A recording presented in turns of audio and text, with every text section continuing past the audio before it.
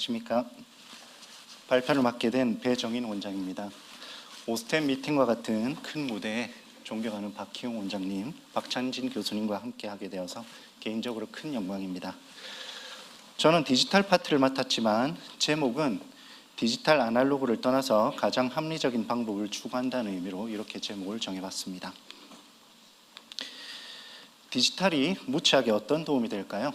우선 우리 모두 컴퓨터의 구조가 인풋, 프로세스, 아웃풋인 것을 알고 있습니다. 디지털 덴티스트리도 마찬가지라서 데이터를 획득하고 그 데이터를 가공해서 결과물을 만들어냅니다. 획득, 가공, 사용이라고 말할 수 있고요. 캐드캠의 경우 구체적으로 스캔, 디자인, 매니팩처의 과정입니다. 사실 아날로그 지약도 논리적으로는 마찬가지 구조입니다. 하지만 디지털 세상에선 물리적인 제약이 사라지기 때문에 이 세 단계에서의 접근성이 좋아졌습니다. 임상에서의 접근성이 좋아졌다고 할까요? 즉 환자 데이터를 취득하기도, 보초를 디자인하기도, 만들기도 쉬워졌으니까 자주 스캔해서 이 CAD로 보초를 시뮬레이션 해보고 프로비저널로 시적해보고 피드백해보기가 쉬워졌습니다. 또한 물리적인 제약이 없다 보니까 데이터를 모으고 그것을 중첩시키고 마치 빅데이터처럼 축적시키기도 좋습니다. 이렇게 데이터가 축적되면 시너지 효과로 기존에 몰랐던 새로운 정보를 보게 되고 그것을 치료 계획과 방법으로 활용할 수 있습니다. 정보가 중첩되는 것을 레이어링이라고 부르는데 여기 오른쪽에 지적도를 보시면 도로, 철도, 가스관 등등 원하는 속성을 선택해서 시점별로 볼 수도 있듯이 CAD상에서도 여러 시점에 스캔과 보철 형상을 삽입해서 참고를 할 수 있습니다. 스캔뿐 아니라 CT, 얼굴 사진, 안면 스캔, 그리고 아직은 조금 제한적이긴 하지만 이렇게 모션까지도 활용할 수 있습니다. 자, 정리를 해보면 디지털의 이런 특성이 보철을 시뮬레이션하고 시적하고 피드백하는 데 큰 도움이 되고 이 과정 또한 많은 집약된 정보를 참고할 수 있기 때문에 특히 복잡하고 어려운 치료에 좋은 기반이 될 수 있습니다. 바로 무치약이죠. 그렇다면 무치약 치료는 왜 어려울까요? 말 그대로 입안에 아무것도 없기 때문이죠. 우선 치아 배열에 레퍼런스가 없고 그에 따라 임플란트 위치에 레퍼런스도 없습니다. 그래서 종이치약에서 구내, 구외 계측점을 참고하고 악관 관계를 설정한 다음 이것을 왁스림에 기록해서 치아 배열을 하게 됩니다. 그래서 만족스러운 기존 총위치가 있다면 좋은 레퍼런스가 됩니다. 하지만 그런 총위치가 없는 경우에는 식립 위치를 수술장에서 결정해야 하나요? 이 왼쪽 분처럼 치아와 치족을 변이가 심한 경우, 그리고 이 오른쪽 환자처럼 한쪽으로 씹는 습관이 있는 환자, 이런 등등 경우에는 수술장에서 위치를 결정하는 것이 쉽지 않습니다. 그래서 새로운 덴처 또는 배열을 진단 또는 치료 목적으로 만들고 그 배열을 구강에서 확인해 보는 것이 가장 좋을 것입니다. 어쨌든 치아 배열의 레퍼런스는 만족스러운 덴처 또는 새 덴처를 사용할 수 있고 검증해 본 새 덴처죠. 아날로그 방식으로는 이 덴처를 뻗디나 석고로 복제해서 레디오그래픽 또는 서지컬 스텐트를 제작했었습니다. 초창기의 가이드 수술이라 할 수 있고 박희용 원장님 강의에서 보셨다시피 이 스텐트로는 완전한 식립을 하기보다는 드릴링 포인트를 잡는 정도의 역할을 하고 있습니다. 디지털 방식으로는 이렇게 덴처를 복제 스캔해서 파일을 확보해서 그걸로 완전한 식립까지 가능한 서지컬 가이드를 디자인합니다. 이 디자인에 필요한 데이터는 CT와 상하 치은 스캔 그리고 상하 덴처 스캔입니다. 그런데 무치약은 바이트가 없기 때문에 스캔 데이터들을 열어보면 이렇게 위치가 틀어져 있고요. 위치를 잡는 건 아날로그 세계에서는 이렇게 손으로 끼우면 되지만 디지털 세계에서는 이렇게 공통된 세 점을 찍어주면 프로그램상에서 위치를 찾아서 이렇게 자리를 잡아줍니다. 현실 세계 포지셔닝, 가상 세계의 얼라이닝이라고 부를 수 있고 결국 같은 행위를 지칭하게 됩니다. 이처럼 형상을 가진 디지털 데이터는 위치를 잡아줄 필요가 꼭 있고요. 마치 지적도를 중첩을 할 때 각각의 지도들이 좌표가 맞아야 하는 것처럼 일반적으로 완전 무치약에서는 5가지 스캔 데이터가 필요합니다. 바이트와 덴처를 치아를 3점을 찍어서 정렬시키고 그리고 덴처 조직면과 진지바 사이에서 3점을 찍어 정렬합니다. 결과적으로 덴처로 바이트된 가상 구강 환경이 만들어집니다. 이 정렬이라는 과정이 디지털 시작하시는 분들한테는 어렵게 느껴지지만 이해하고 나면은 많은 데이터를 중첩해서 참고할 수가 있게 됩니다. 자, 어쨌든 덴처를 디지털 레퍼런스로 쓰려면 덴처와 치은을 스캔해서 정렬하는 과정이 필요하고 완전 무착의 경우는 스캔이 기본적으로 5개가 필요하다. 이렇게 알고 계시면 되겠고요. 근데 형상 정보가 하나 더 있습니다. 바로 CT인데 CT도 결국 정렬을 해야 되는데 이게 치아가 있으면 이렇게 정렬을 하겠지만 무치약에서는 그게 없어서 어렵죠. 그래서 마커의 도움을 받아야 합니다. 이렇게 GP 스토프와 레진을 많이 사용하고 그 위치는 이렇게 덴처나 왁스림 등등에 붙이게 되는데 그 왁스림이나 덴처를 마커 붙인 덴처를 착용하고 CT를 찍고 이렇게 덴처와 CT를 정렬을 하게 되면은 이렇게 가상 구강 환경을 또 만들어 줄 수 있습니다. 그 외에도 이제 GP콘을 접착제로 붙이거나 아니면 작은 임플란트를 식립해서 마커로 사용할 수 있습니다. 자, 이렇게 스캔들을 정렬을 하고 그걸 CT와 정렬해야 됩니다. 좀 엉성해 보이지만 결국 이렇게 보이게 되죠. 그래서 수술 단계까지 있어서 트리트먼트 플래닝이란 결국 서지컬 가이드 디자인으로 현실화 또는 구체화가 되는데 그때 필요한 데이터를 적시에 취득을 하고 정렬하는 것이 디지털 그 가이드 수술에서의 필요 조건이라고 하겠습니다. 결국 이것이 디지털의 장점입니다. 이런 중첩 작업을 아날로그로 하는 것은 거의 아주 힘들거나 불가능에 가깝습니다. 마지막으로 이렇게 열심히 서지컬 가이드를 만들더라도 무치약에서는 서지컬 가이드를 정확히 위치시킬 기준이 없습니다. 그래서 많이들 사용하시는 방법이 듀얼 스캔 프로토콜이라는 건데요.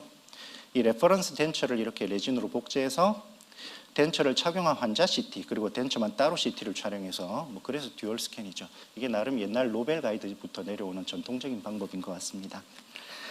이 방법에서는 스캐너는 전혀 사용하지 않고 덴처 CT의 스레스홀드만 조절해서 스캔처럼 사용하게 되는데 그래서 가이드 디자인을 하는데 무엇보다도 이 프로토콜에서는 이런 특별한 가이드들을 만들어줍니다. 그중에 투피스 가이드를 많이들 쓰시는데 이렇게 서지컬 가이드와 덴처 교환면 장치를 결합을 시켜서 구내에 시작하고 꽉 물면 이 덴처 장치의 바이트에 의해서 위치를 잡고 고정이 돼서 앵커를 식립한 다음에 바이트 장치를 분리하게 됩니다.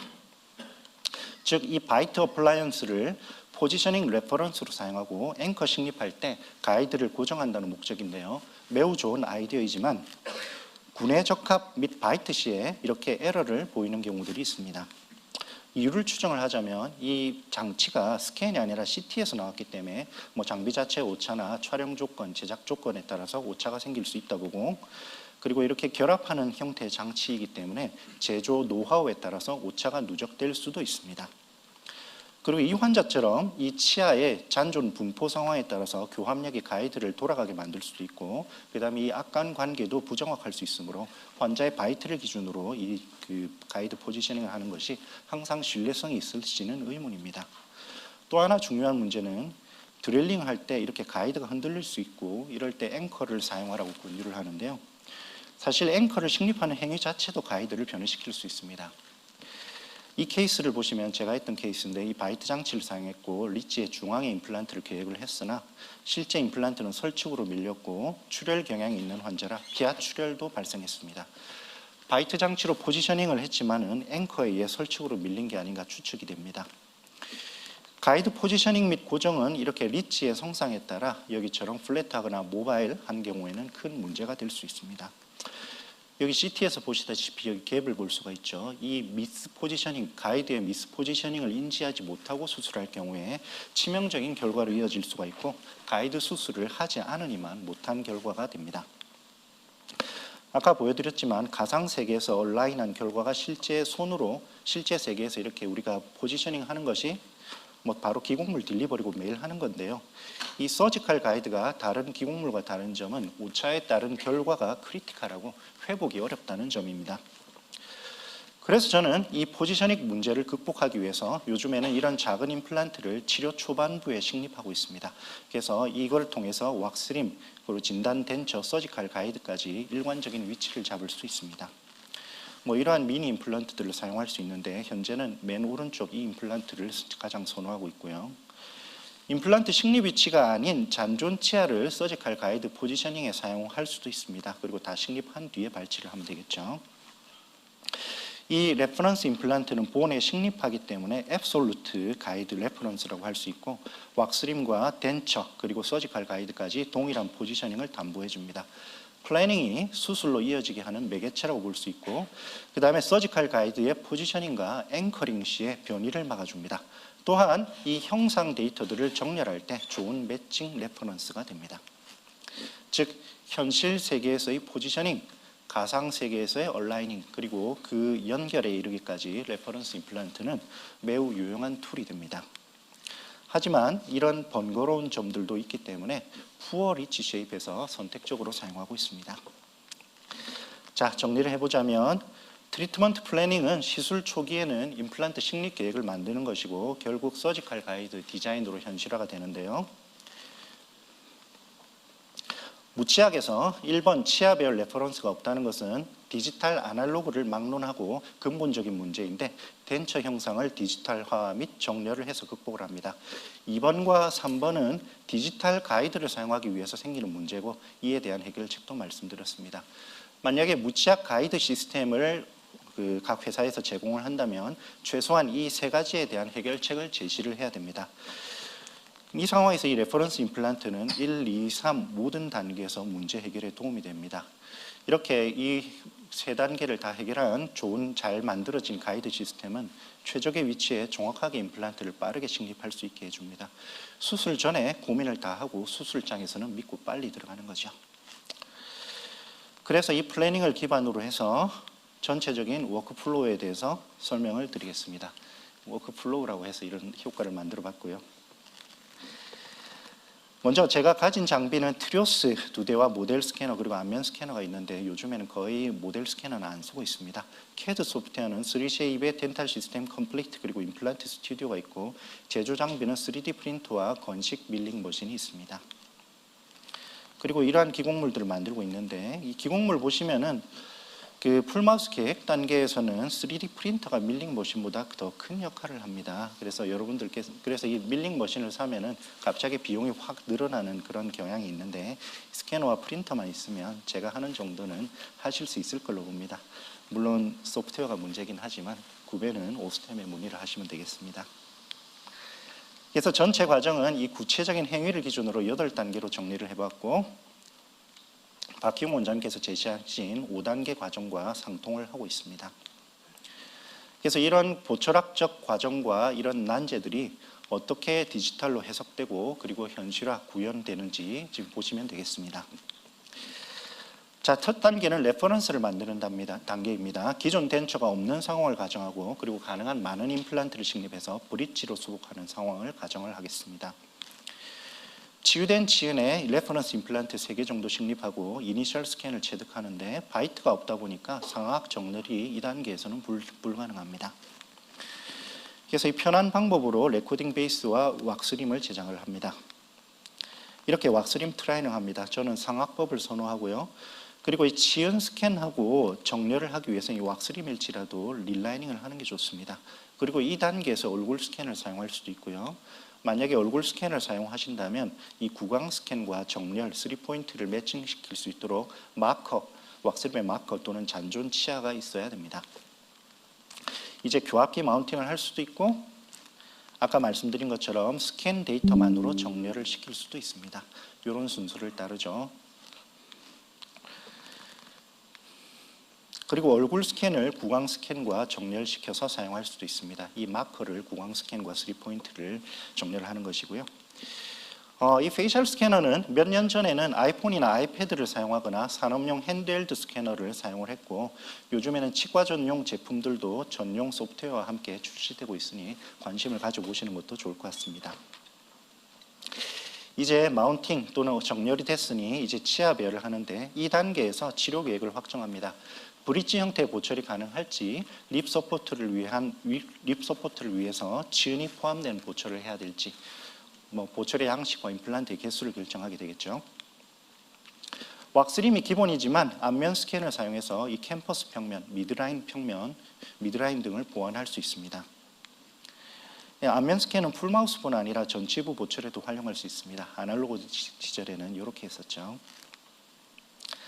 어쨌든 이 배열을 출력을 해서 입안에 넣어줍니다. 이 레퍼런스 임플란트 덕에 정확한 위치, 유지력도 생기게 되고요. 우리의 시선이 그렇게 객관적이지는 않기 때문에 여러 각도로 사진 촬영을 하고 동영상을 이렇게 촬영하고 환자한테 뭐 이것저것 대화를 시도를 하는 것도 좋습니다. 이렇게 치조골 변이가 큰 환자들은 한 번 배열을 해가지고는 만족스러운 배열을 못 찾을 수도 있기 때문에 여러 번 배열을 해야 하고 맞춰볼 수도 있습니다. 그래서 이렇게 배열이 만족스러우면 이 덴처를 스캔해야 되는데요. 스캔끼리 정렬을 잘하기 위해서는 릴라이닝은 거의 필수입니다. 자, 1단계가 끝나고 2단계 가이드 디자인입니다. 덴처 레퍼런스가 생겼으면 복제 스캔을 해서 이렇게 5개의 스캔 메시가 확보돼야 됩니다. 요즘 트리오스로 그 덴처 스캔도 꽤 잘 되는 편이니까 한번 관심을 가져보십시오. 그 다음에 이 스캔 간에 3포인트 매칭을 해서 이 바이트와 그 덴처는 치아로, 덴처와 그 진지반은 조직면으로, 여기 이때 레퍼런스 임플란트가 심겨 있으면 포인팅하기, 매칭시키기가 아주 좋죠. 그렇게 해서 이렇게 덴처로 바이트가 잡힌 가상 구강 환경을 만들어주고, 이 스캔들을 가이드 그 프로그램에서 불러오게 되고, 그걸 또 이제 CT와 정렬하게 됩니다. 여기서도 이제 레퍼런스 임플란트를 사용했고요. 이 데이터로 임플란트와 앵커 위치를 정하고 가이드 스탠트를 제작을 합니다. 가이드 디자인을 마치면 Draw Scan with Implant Info라는 파일이 나오기 때문에 이걸로 이제 수술 전 보철을 만들 수도 있습니다. 자, 이래서 가이드 디자인이 끝나고 수술 단계입니다. 가이드는 이 레퍼런스 임플란트에서 정확히 포지셔닝이 되고 앵커 식립 시 변이도 최소화가 됩니다만은 그래도 앵커 식립 시에는 번갈아 가면서 식립하는 것이 변이를 최소화할 수 있습니다. 기본 앵커 외에도 이 본 앵커 또는 임플란트 앵커를 사용할 수 있고, 만약에 여기 임플란트들처럼 이 메인 임플란트와 레퍼런스가 겹치면은 그곳은 일단 스킵하고 나머지 다 심고 마지막에 레퍼런스 임플란트를 제거하고 주변 임플란트에 이런 임플란트 앵커를 설치한 뒤에 식립을 합니다. 가이드 포지셔닝이 훨씬 중요하기 때문입니다. 이렇게 겹친 경우도 마찬가지고, 만약에 해당 부위에 GBR 고리식을 해서 플랩을 열어야 된다. 그러면 마찬가지로 다른 부분의 임플란트 다 식립하고 그 다음에 마지막에 이 부분 플랩을 열은 다음에 이 가이드들의 임플란트 앵커를 설치하고 임플란트를 식립하면 좀 더 수월하게 수술을 진행하실 수 있습니다. 가이드 있다가 너무 빨리 수술하다가 발열 생기면 큰일 납니다. 펌핑을 굉장히 잘 해야 되고요. 식립하다 보면은 이렇게 툴이 홀보다도 이렇게 작은데 이게 끼어서 안 나오는 경우들이 흔해요. 근데 이 경우는 임플란트가 약간 틀어져서 심긴 것이라 볼 수 있고, 이 실제 수술 시에 가이드나 드릴이 밀리거나 주변 골 밀도가 불균이라는 경우에 임플란트가 변이될 수 있기 때문에 사전 보철을 하고 싶으시다면은 이런 패스에 민감한 형태 말고요, 릴라이닝과 수정이 가능한 세멘테이션 타입의 형태로 준비하는 것이 좋습니다. 저는 수술장에서 릴라이닝 하기까지는 좀 시간이 부족하고 정신이 없어서 사전 보철은 거의 하지 않고 수술 후에 스캔해서 넣어줍니다. 그래서 이제 3단계가 끝나고 이제 4단계 즉시 임시 보철을 스캔을 할 건데, 모든 임플란트를 스플린팅 스크류 타입으로 만들기 위해서 익스터널 형태로 전환되는 멀티 유닛 어버트먼트가 선호됩니다. 그 위에 올라가는 스캔 바디를 연결하고요. 엑스레이 확인을 하는데 여기 보시면 아직 레퍼런스 임플란트를 뽑지 않았습니다.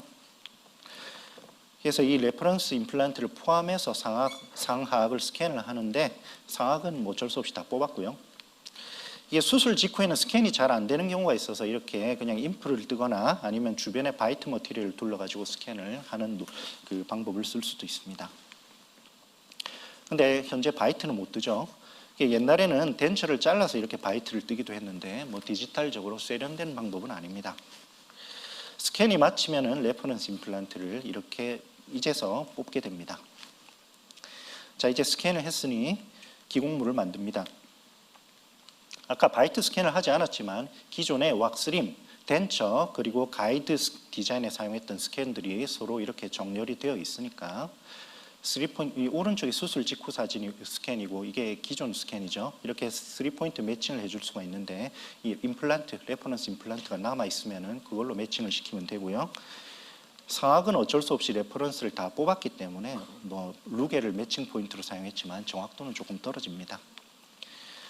이렇게 정렬 안 된 스캔을 기존 바이트에 정렬시킬 수가 있습니다. 덴처 잘라서 바이트 스캔할 필요가 없죠.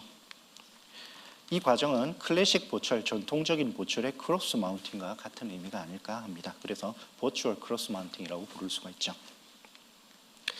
익숙해지면은 사실 이거 디자인 30, 40분이면 합니다. 그리고 출력하는데도 30분, 40분 정도 걸리고요.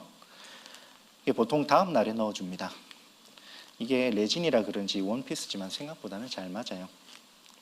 그리고 또 여러 각도로 관찰하면 좋겠죠. 지유 기간 동안에 임플란트 탈락이 페일이 없도록 교합 조정을 수시로 해주고 풀린 나사나 풀린 어버트먼트 그리고 풀린 임플란트가 없는지도 수시로 확인합니다. 이 풀마우스 교합 조정에 이런 교합력 게이지가 꽤 유용하게 사용될 수 있습니다. 자, 이제 두세 달 지나고 최종 보철할 준비를 합니다. 트랜지셔널 보철, 잠정 또는 이행 보철은 파이널로 이어질 목적의 프로비저널 보철을 제가 그냥 이렇게 불러봤고요. 우선 ISQ를 확인하고 이제 스캔을 할 텐데 아직은 멀티 유닛 상태로 템포럴을 만드는 것을 선호합니다. 왜냐하면 대략적인 보철이 만들어져야 그 모양에 맞춰서 어버트먼트를 만들 수 있으니까 말입니다.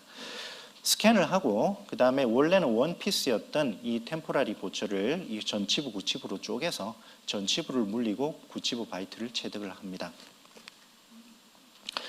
이렇게 여러 가지 피드백을 반영을 해서 이행 보철을 제작을 합니다. 보시다시피 기존 템포라리를 이렇게 중첩을 시켜봤고요. 또 마찬가지로 여러 가지 각도로 촬영하고 말도 시켜보고 영상도 촬영하고 합니다. 이행 보철에 이제 환자와 술자가 만족하게 되면 이제 파이널 보철 단계로 들어갑니다. 현재 멀티 유닛 어버트먼트가 들어가 있지만은 저는 아직까지는 파이널 보철로는 일반 커스텀 어버트먼트를 사용하는 것을 선호합니다. 하지만 멀티 유닛을 파이널에도 사용한다면 보철 과정은 훨씬 간단해질 텐데요. 이 멀티 유닛 어버트먼트의 많은 발전을 기대해 보겠습니다. 자, 그래서 스캔 바디 및 연결 그리고 연결을 확인하고 스캔을 하고 역시 바이트는 이행 보철을 섹션에서 스캔했고요. 파이널 어버트먼트를 적절한 라이브러리로 만들 때 그 위에는 이제 프로비저널 그 레진 치아를 만들고요. 그리고 그 내보낼 때 이 나중에 사용하도록 어버트먼트만 따로 스캔을 해 놓습니다. 뭐 따로 스캔을 하든지 아니면 이 어버트먼트의 오리지널 그 디자인 파일, STL 파일을 확보를 해놔도 되고요. 이게 제가 디지털 하던 초창기의 디자인이라서 어버트먼트 디자인이 조금 조악한 느낌이 있습니다. 그래서 이 어버트먼트와 템포라리를 딜리버리합니다. 자, 그래서 이제 환자가 또 적응 및 피드백 기간을 갖고 나사 풀림이나 싱크 다운을 최소화하기 위해서 2번, 3번 스크류를 더 조여줍니다. 뭐 그 과정을 2주에서 4주 정도 또 가져가고요. 자, 이제 마지막 보철은 어버트먼트 레벨로 스캔을 해서 만듭니다. 저는 먼저 전치부 먼저, 구치부 나중에 이렇게 따로 스캔하는 것을 선호를 합니다. 이 치료 초창기 요 앞 단계에서는 많은 데이터를 모아서 불확실성을 최소화했다면 이 파이널 보철은 우리가 핸들링하기 좋도록 범위를 좁혀서 만드는 것이 정확하고 정밀하지 않을까 합니다. 어쨌든 이렇게 어버트먼트 레벨로 스캔을 하면은 이렇게 피니시 라인, 마진 부위가 잘 안 나오기가 쉬운데 아까 따로 해놓은 어버트먼트를 이렇게 끼워서 쓰면 됩니다. 이걸 우리가 보통 더블 스캔이라고 통칭을 하고요. 이렇게 더블 스캔을 하고 나면은 마진이 확실하게 보이게 됩니다. 당연히 마지막 템포라리를 중첩시켜 볼 수 있고요. 전치부 파이널 딜리버리를 합니다. 이분은 처음에는 지연 넣어달라 했다가 불편하다고 파이널은 그냥 길게 일을 만들어 달라고 하셨습니다.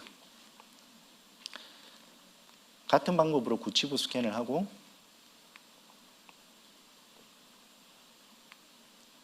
더블 스캔해서 파이널 지르코니아 브릿지를 제작을 합니다. 파이널 딜리버리입니다. 하필 여기 약간의 갭이 보이는데 이건 애교로 봐주십시오. 교합 조정 잘 해주면서 리콜 체크를 하게 됩니다. 자, 이제 모든 단계가 끝났습니다. 전체 8단계였고요. 복잡해 보이지만 제가 잘 설명을 드려서 이제 다 이해가 되시죠? 뭐 파이널 하기 전까지 이행 보철 단계까지는 프린터로 만들 수 있습니다. 참 쉽죠?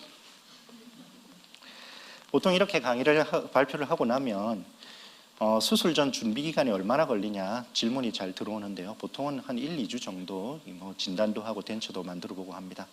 그랬더니 수술에 대가이신 원장님께서 이렇게 톡을 올려주셨네요. 준비 시간 0분. 1, 2주 vs 0분입니다. 우리 모두 이 경지를 목표로 해야 되겠습니다만은 그때까지는 디지털의 도움을 받으면 이러한 인사이트를 그리고 이 경험을 키우는 데 도움이 되지 않을까 싶습니다. 조영석 원장님이셨고요. 조영석 원장님 말씀을 보니까 이 일화가 생각이 났습니다.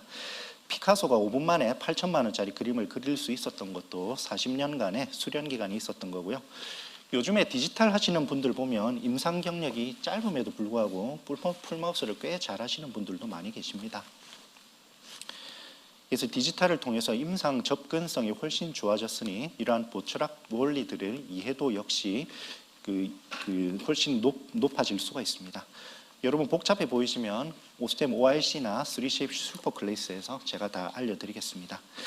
그래서 마지막으로 제가 좋아하는 영화 한 편을 소리가 안 나지만 보여드리고. Can't help you, no match for him. He's a Sith Lord. Chancellor Palpatine, Sith Lords are our speciality. 풀마우스가 환자가 오면은 뭐 딴 데 의뢰하거나 뭐 이런 경우도 있는데 저는 요즘 풀마우스 무채학 환자가 제일 반갑습니다. 그래서 여러분들도 그렇게 되기를 바라면서 이 발표를 마치겠습니다. 감사합니다.